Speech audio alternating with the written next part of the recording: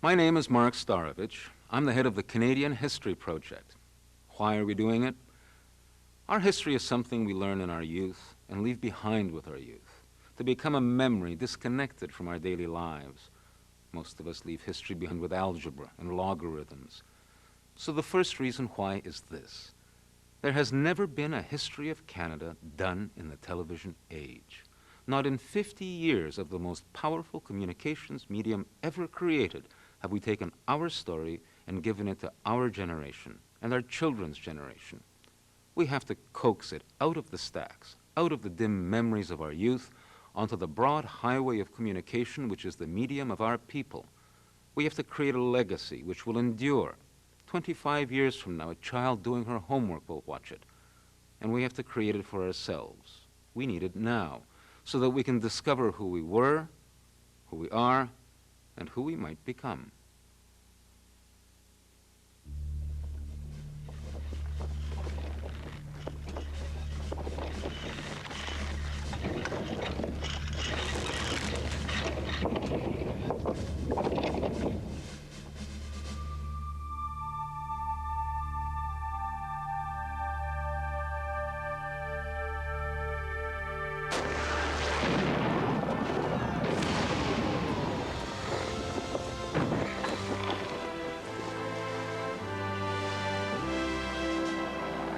It is the most sweeping and epic documentary series in Canadian television.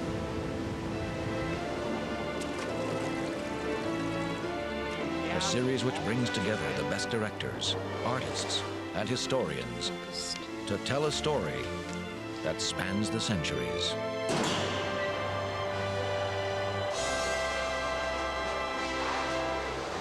It is a story of the endurance of the human spirit.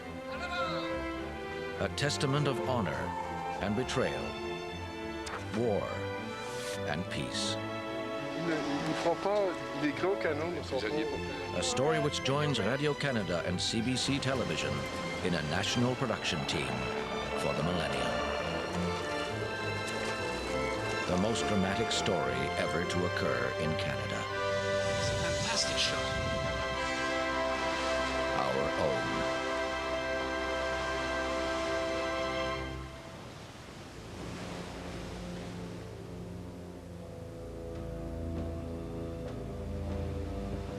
It is a story born in mists and mysteries, an immeasurable vastness, and a terrifying beauty.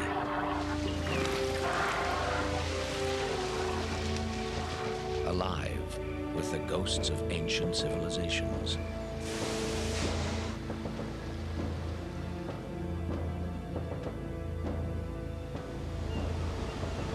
A land to be transformed forever by a defining encounter with the unknown. An encounter preserved in the story of a Micmac girl's vision. I had a dream. A small island came floating towards the land with tall trees on it and living beings. The shamans pondered the dream, but could make nothing of it. And the next day, an event occurred which explained it all. A little island had drifted near the land. There were trees on it, with branches to the trees, on which a number of bears were crawling about.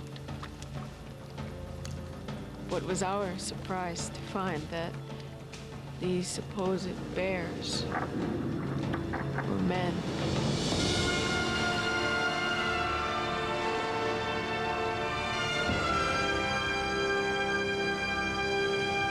It is an epic quest for kingdoms of gold and empires of spice. A vivid human drama of scoundrels and visionaries, saints and pirates. And it's the story of what they found, a land that transformed everyone who came.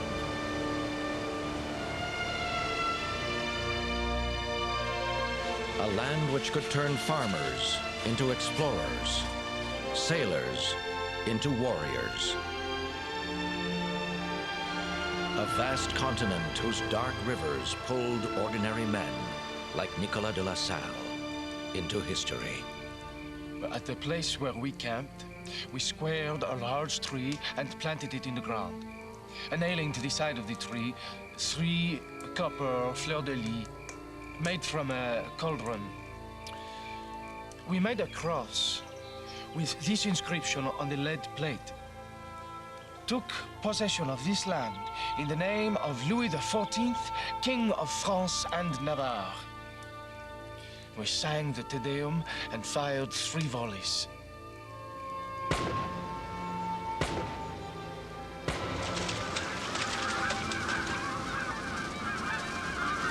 But it was a land which would become the battlefield of empires.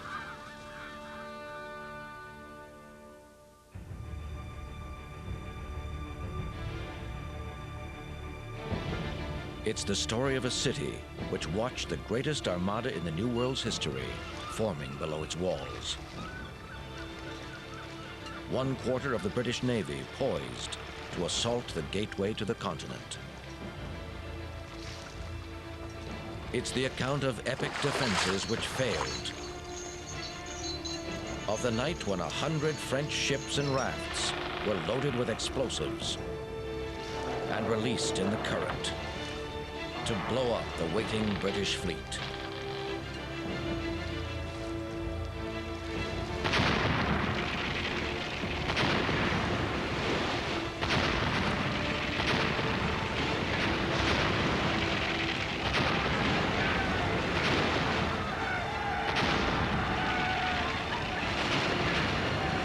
It's the eyewitness stories of the soldiers and the sailors, and the night that Captain John Knox would never forget.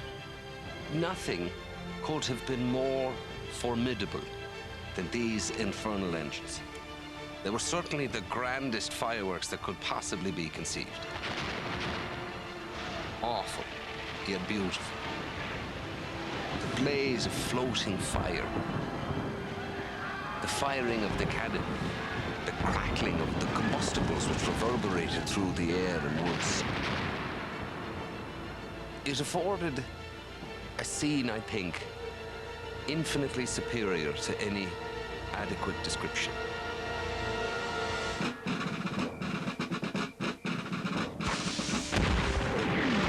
It's the story of gallant defenses.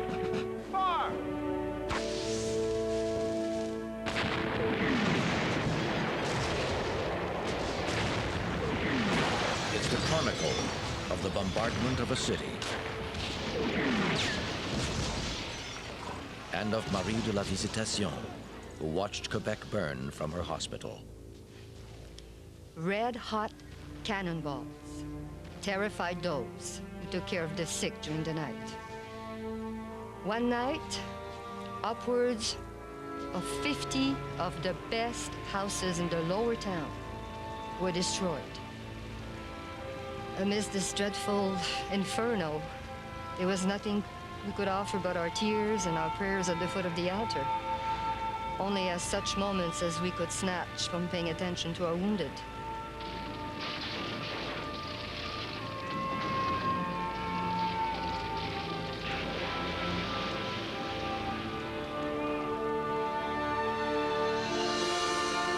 Great armies and navies shaped the destinies of the peoples of the New World. But the battlefields of empires would also become the shores of hope.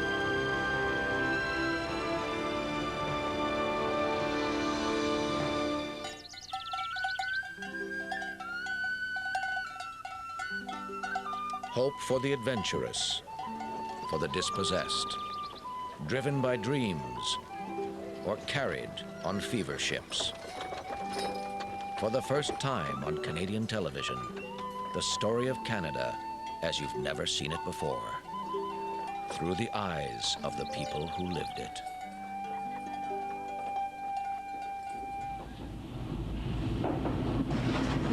It is a story of steel and steam,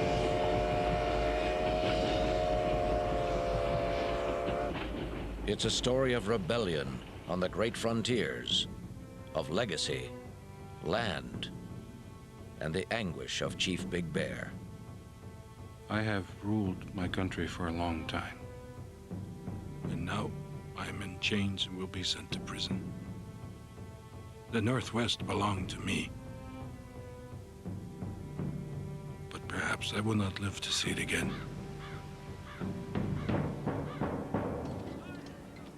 It's the story of ordinary men, of families separated by oceans and continents, and the solitude of Sam Lum. I get $2 a day, $1.50 in winter. I only have about 6 months work in a year. My wife and children are in China. I have never been back.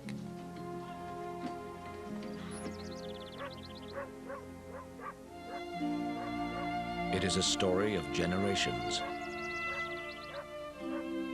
of endurance and hope, and the tenacity of Maria Adamovska. Winter was setting in. My father dug a cave in a riverbank, covered it with turf, and there was our apartment, all ready to move into. Oh, how fortunate we felt. We would not have traded that root cellar for a royal palace. And it's the story of the millions who followed them to the last great hope. The families fleeing persecution.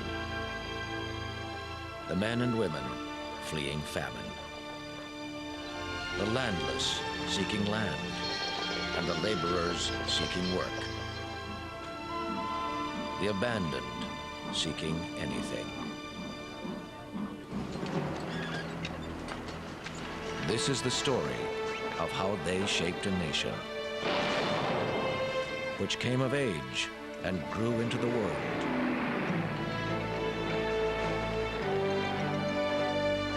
This is the testament of our fathers and our mothers, the legacy of our ancestors. And at the dawn of the new millennium, their names will be spoken again. Their testament will be heard again. Their hopes and passions will come alive again.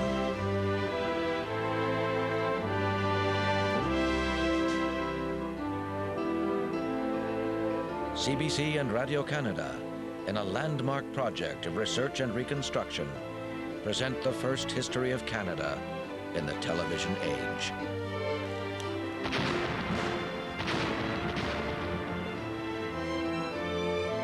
A legacy which will endure in the new millennium. A legacy in images, in sound, and in words. The enemy sent down 3 batteries to dislodge us. The story that belongs to all of us. The story that shaped who we are.